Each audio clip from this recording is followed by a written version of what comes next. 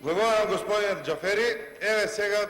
дискутиравме на точката предлог за младински додаток по скратена постапка, на која што како пратеници од ВМРО ДПМН го кажавме дека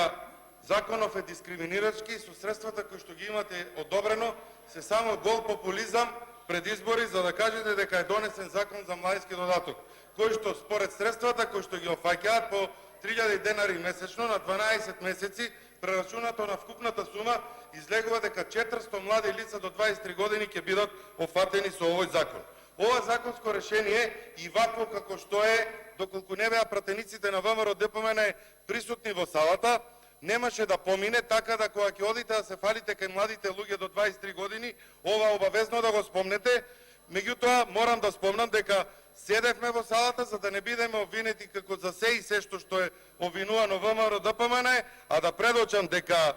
ние спремаме во новата програма подобро законско решение, што ги опфати поголем број на млади луѓе до 29 години, на кои финансиските средства ќе им бидат исплаќани директно на нивна сметка. Ви благодарам.